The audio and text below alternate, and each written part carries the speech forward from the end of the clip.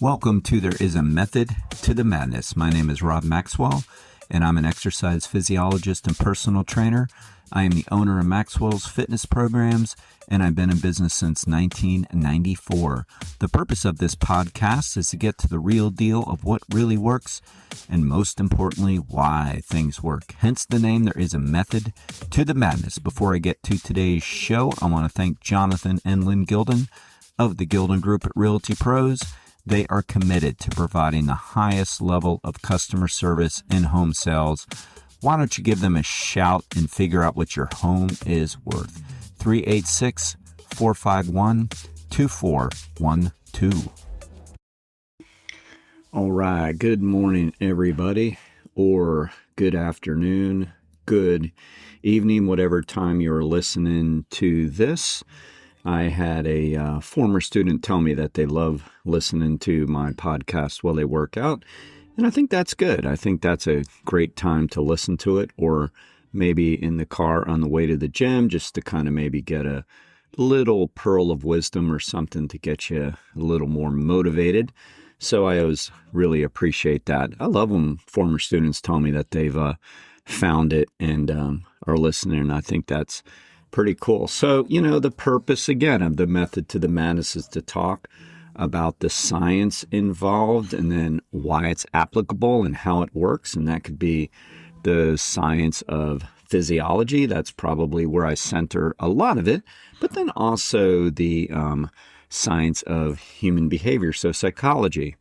And then we talk about how that works. Today, I'm going to keep it more to the physiology side and talk about a recent article that comes from the American College of Sports Medicine, and it's a periodical that I get for being a member, and it's it comes out, I think it comes out every 2 months, something like that, and it's usually got it's always got some good things in it. This one was really, really good, had some great articles, and the one I'm going to talk about today, it was given all of the science behind why people don't have to spend as much time with their strength training as they think they do. Now, I would say if you put this out 20 years ago, people would be in shock almost. There was a lot of just almost like exasperation from people when I've been preaching this for a really, really long time, that there is a minimum we need to reach, and then we can go from there. And the minimum isn't nearly as much as people think. But like I said, 20 years ago, people were like, you mean I don't have to work out every day and do all these different muscle groups and go to the gym every day? And when we're talking strength training, the answer is no. When we're talking really any kind of working out, the answer is no. There's minimums to both strength training and cardio, and there's minimums to flexibility. And typically, none of it, all the time, not typically, is nearly as much as people think that they need to do. So I'm focusing on strength training because still only 20% of our population is strength training enough to get benefits. And let me tell you, the enough isn't that much. And that's what this article was all about. It was talking about the differences between, say, high volume routines and then what they used to call HIIT routines, like real high intensity training. So basically multiple set versus single set. And those are like the extremes when we're talking quantity of strength training, because we never measure strength training in time, right? I say right like you should know that, but kind of think you should know that. If you've worked out long enough, you do know that. Like, what does an hour at the gym actually mean, right?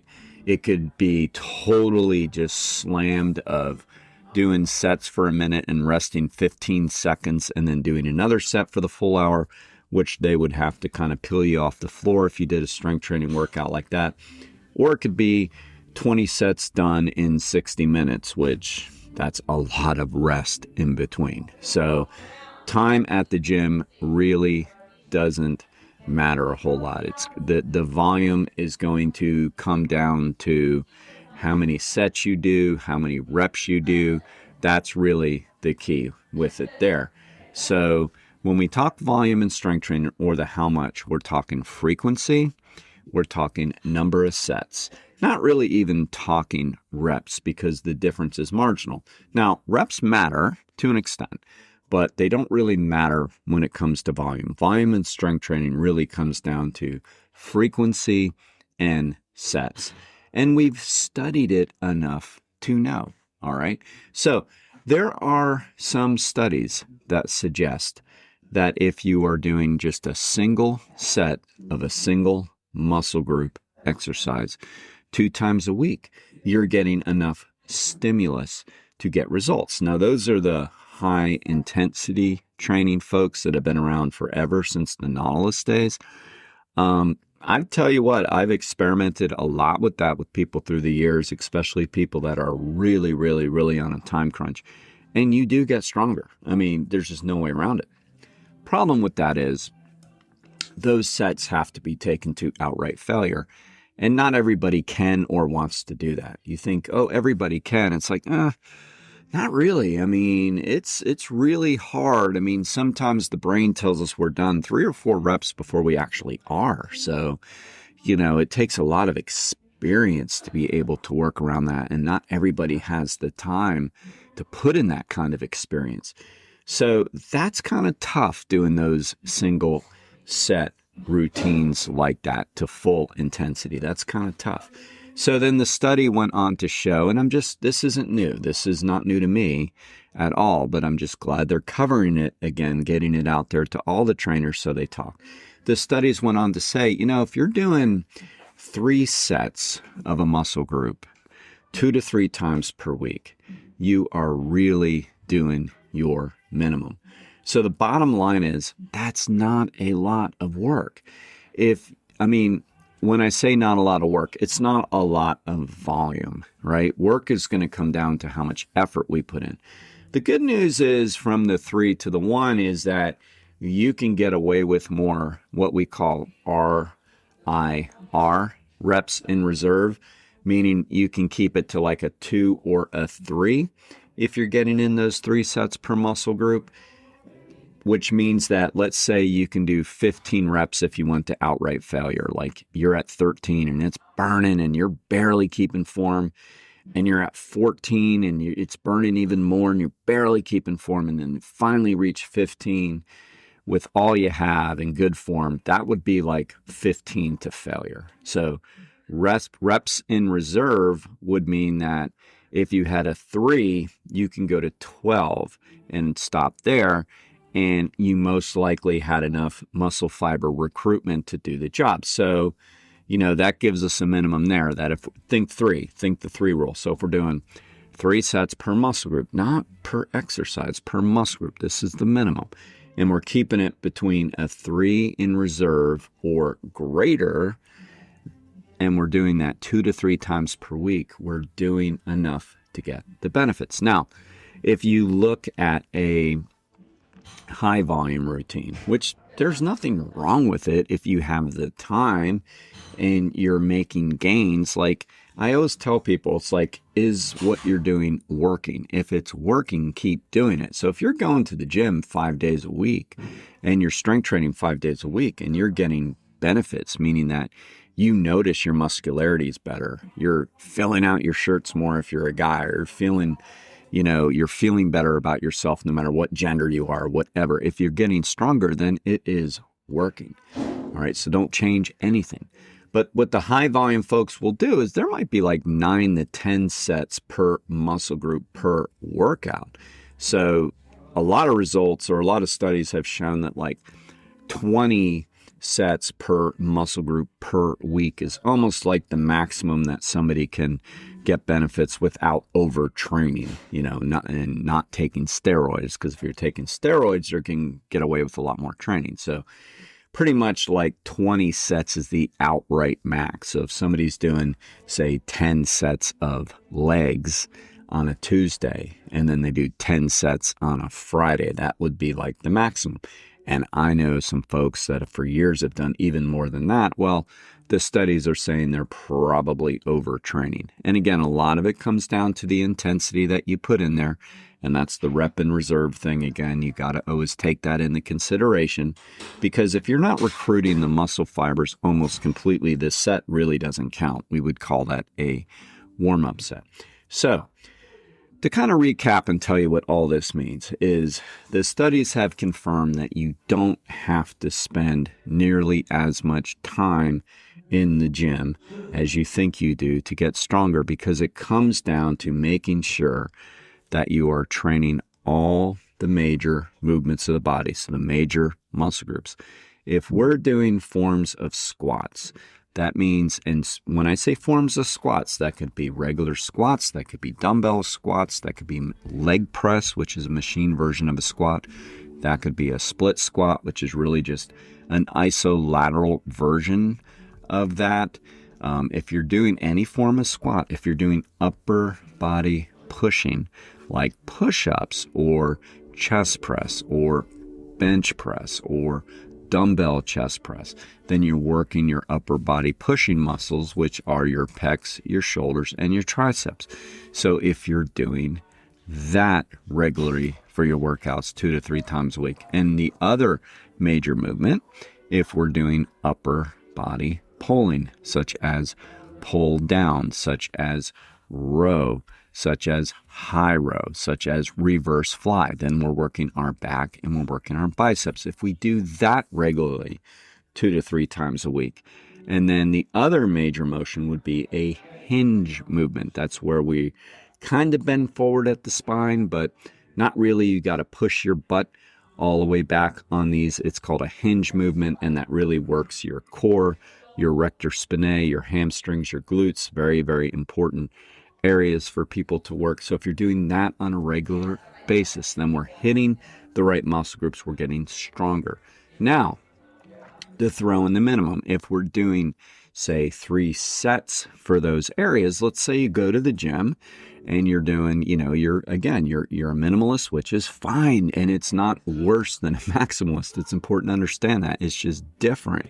Some people are on tight time constraints, and they have to realize don't have to do nearly as much. But let's say you are. So you can technically get away with like 9 sets at the gym and still get benefits when you go. You can do something like a set of squats. Again, correct RIR within 3 or greater. And then say a set of leg press, which is a machine version of a squat. And then say a set of split squats. Boom. Then you can go to upper body push, and you could do some push-ups, and then maybe you do the chest press machine, then maybe you do some dumbbell press or overhead press, and then you can do some pulling motions, like maybe you like to work out with your own body weight, so you can do pull-ups, or you can do pull downs, or you can do a row, and you do 3 sets of versions of those. I mean, boom, you're covering everything. Throw in a set of crunches and hinges for the core, and you've worked your whole body. I mean, you literally could do all of that in easily 15 minutes, Now, I'm not a big believer in rushing things by any means. I was kidding with one of my clients this morning who's going to become a trainer here, Miss Casey. She's a phenomenal story. She's going to take her certification test, and we're going to bring her on board, which I'm very excited about. So anyway, she was kind of losing focus a little bit. And I said, so where did you feel that? She goes, I wasn't paying attention. I teased her a little bit about like losing focus, which we all can. And she brought it back to focus on the next set we did them. She said, I felt that more in my quads. I said, oh, there you go. So I'm a big believer in quality, but the point is it won't take much to do it. It all comes down to quality. And now we know we just need enough quantity. Okay? Hope that helps. If you need any further help with this, email me, text me. I can give you the physiology and why this works and why you don't have to be at the gym for an hour. Cardio is a different story, but we can still get away with a lot less than we think as far as duration goes. All right? So I will talk to everybody soon and see you next time. All right. Thank you, everybody, for listening to today's show. I really appreciate it. I want to remind you to please hit automatic download. It really helps me and it helps the show. And now I'd like to thank Overhead Door of Daytona Beach, the area's premier garage door company. They have the best product and the best service. I personally vouch for Jeff and Zach Hawk, the owners. They are great. They're going to get you exactly what you need. So if you have any garage door needs, give them a shout at 386-222-3165. And now I'm very excited to add another sponsor.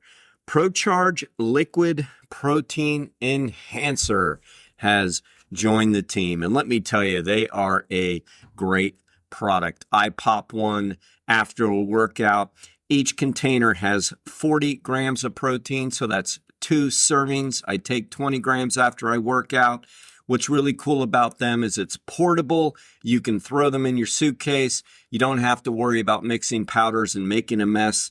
At least that's an issue I've had with some of the protein powders through the years. And you know what? They taste really, really good. So you can check them out on my website, fittothemax.net. Or you can go right to them at prochargeprotein.com.